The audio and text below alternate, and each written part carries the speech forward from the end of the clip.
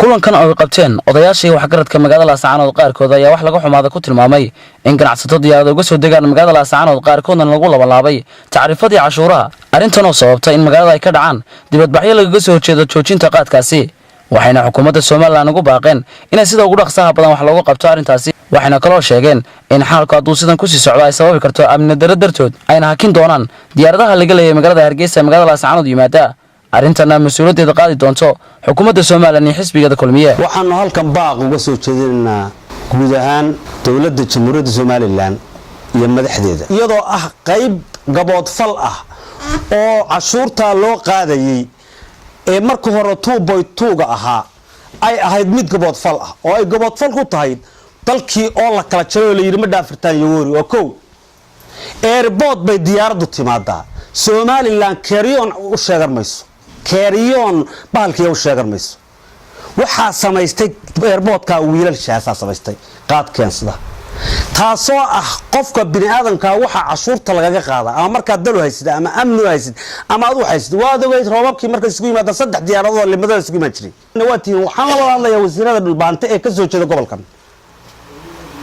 ee ku raacsan ama ka hadlila arinta tan gabood falka ama ba soo jeediyay war waxaad haysataan waa degmada Laascaanood cashuurteedii 400 ee kiilo ee ku daga ee gabood falka ahayd ee 2.2 ahayd war waa noogol Ilaahay baan saarana ku danaysanana annaga dan moodnayba war dabka la hurinaya hal la damiyo ganacsatada hal la daayo dhibtar gobolkana qabo waxa ku bal waxaad isweydiisaan lacagta Soomaaliland aad tiraahdan xitaa ku cashuura ma soo gashaa gobolka tii Soomaaliya baa laga qaataa Laascaanood Soomaaliland laga qaato waxa tiraahdan ku cashuura tii Soomaaliland ama dhala ama oofa waanu keen 2.2 waad tiraahdan keena waanu keen warda ma aha xisbiga kulmiye waxaan leeyahay oo aan aad ugu la kaftamaya warda balaan dilaalnimo ariyo ku fiican warda wax kasta qabanay wax kasta qofka midha mucaaradnimada midha hagaajisan muxaafidnimada isku wanaagsan waxaanu diyaar u nahay maxamed Jabuutaawi waa qof wuu khaldami karaa laakiin wax khalad kuma hayno khaladka waxa weeye ma laba maaha khaladka waxa iska leh maamulka war waxa aad leedihiin iyo dheeraadba waanu ogolaanay gabood fal kasta waanu ogolaanay maanta tan macnaheedu waxa weeye joojina mayno idinka yeelimayno joojin mayno ganacsiga joojin mayno nabadgelyaanu doonaynaa ganacsiga nabadgelyo ku socon doonaynaa waxaanu doonaynaa inaanu maamulkaas wixii alla wixii uu xaq noogu leeyahay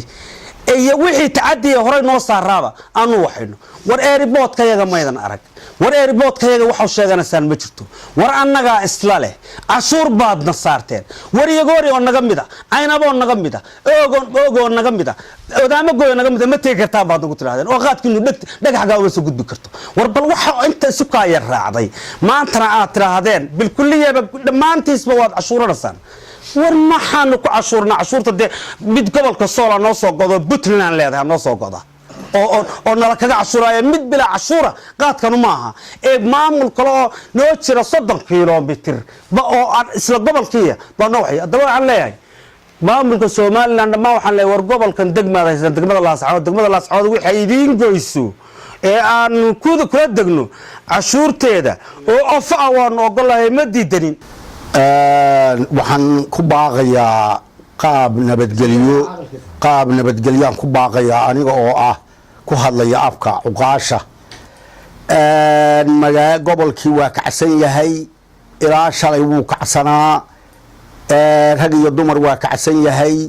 waxaa ku sigatay inay xalay gadood badan ilaa shalay gadood badan baa ku jiray haddii ilaahay kuu roon yahay waxaanu doonaynaa maamulku sidan uu wax u wado inuu dubga noqdaa qaadka shaqayn jiray oo inta shaqayn jiray wixii nagaga hor yimaada oo qaadka nagu soo fargeliya waanu is arkaynaa cadaan baanu is arkaynaa annagu waxaanu jecelahay nabadgelyo waxaanu jecelahay wanaag wax allaale wixii cashuura waanu ogolay meel kasta u baxday cashuurta waanu ogolahay diyaar baanu u nahay cashuur isku qaban mayno maamulka dawladda maanta xaaji maxamed Jabuutaawi ma geeyin xarig muu geeyay bila sharaf buu geeyay wasiirka gobolka sool u dhashay maxamed jubutaawi xidhow maxamed jubutaawi kaama geyin xadhige bilo sharaf buu kaa geeyey qofka keliya aada ugu hooyataan gobolka sool buu ahaa waxaan leeyahay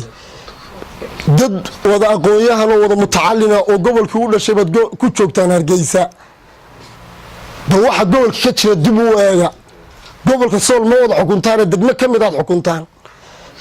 20 kilomitir meel u jirta bay taariifada labaad ku gooday Puntland 400 kiilo ku degtay gobolka sool 400 kiilo ku degtay gobolka sool kiiladii qaadka ay 3.5 ma tiraahdeen maanta waxa ku amal beelay hooyo agoon haysata waxa ku amal beeshay aabe hooyadii ciyaalku kaga dhimatay ba ku amal beelay inta 400 kiilo ninka ay siigu ku baxaya ma oga waxan ee Hargeysa jooga ma oga waxa laascaanood yaala lacagtoodii way ku dhacday awooda diyaaradda lagu cashuuraya ma waxay socodsiin kar weyday lacagta dadka fuqarada ku dhacday ee socon weyday awooday lagu socodsiin lahaa diyaaradda ninka cashuurtii ogol baa loo adeegsanaya jawaabtu waa maya haddii awoodi jirto dawladnimo jirto habarta 10 milyan hagbada u qaadatay ee 10 waa falsan la yiri ha socdeen 10 milyan ciidamo iskood isku soo abaabulay oo ka xun cashuuraha dheeriga ee xukuumadda Soomaaliland mudahleedkeeda dhamaada ay ku soo kordhisay qaar ka mid ah ganacsigooda inaanay u dulqaadan doonin ayna hakad gelin doonaan diyaaradaha ka soo dega garoonka waxayna sheegeen halka kaliya ahayaan ay tahay in qaadkooda loo fasaxo cashuurtan halkeedii lagu celiyo haddii kale ay dhici doonin wax qaad oo ka soo dega garoonka diyaaradaha magaalada Laascaanood waxayna xukuumadda ugu baaqeen in haddii ay ka laaban wada go'aankeeda ganacsade Maxamed Cabdiraxmaan Caraal Jubutaawi oo kaliya cashuurta lagu kordhiyay in iyana ay qaban doonaan guud ahaanba garoonka diyaaradaha magaalada Laascaanood waxayna ciidamadu ku qalabaysnaayeen hubka noocyadiisa kala duwan hadallada ka soo yeedhaya ciidamada ayaa haddii wax laga qaban dhici karta in xaaladda ammaan ee garoonka ay faraha ka bixi doonto qaadka waxay maqleen waxay moodeen qaadwale dawladii maxaa siyaad bare waxa riday qaadwalayaal qaadwala riday iminkana lagu qaadan mayso maalin iyo 2 toonna Somaliland waxa balana inayna maalin iyo 2 toonna nagu qaadan bismillahir rahmaanir rahiim iyo horta soo Somaliland waa maamul hadii ay maamul tahay annagana waxa loo maamulo diyaaradda jaadka ee airportka looga digta taasaan anagu xukuumad noo ah dekad noo ah airport noo ah maxamed jubutaawi anagu noo madaxweynaha maamul kasta madaxweynu leeyahay anagu madaxweynahayaga iyo maamulkayga qofka soo fargeliya de talaabo sharci ah ka qaadanaa qofka ugu horeeya xabadda ku riday ninkii diyaaradda ay garoonka soo weerara waa anaga naf iyo maal baa dul dhigaynaa haddii Somaliland ay wax cashuuraso sidii wax loo cashuuri jiray wax cashuur lahayd laakiin tani cashuur ma aha ee waxa la yiraahdaa kibir qofka cashuurta lama diidin bismillahir rahmaanir rahiim waxaanu maamulka Somaliland waa beelaha waxaanu sheegaynaa anaga qaadwalayaasha waqooyi kalkay ku qaadwale kaleeyeen anaga Maxamed Jubutaawi nooga qaadwala waxaanu aragnaa waqooyi iyo maamulka Somaliland inay ka u jeedaan waxaa xusid mudan in xukuumadda Soomaaliland weli ka soo jawaabeen xaaladda adag ee ka taagan ganacsiga jaadka ee magaalada Laascaanood lamana garan doono sida uu xaalku noqon doono haddii ay ka aamusnaadaan xukuumadda Soomaaliland arrintan cashuurta kordhinta qaadka Maxamed Axmed Jaamac Maxamed Bidaanshe telefishinka caalamiga SBS magaalada Laascaanood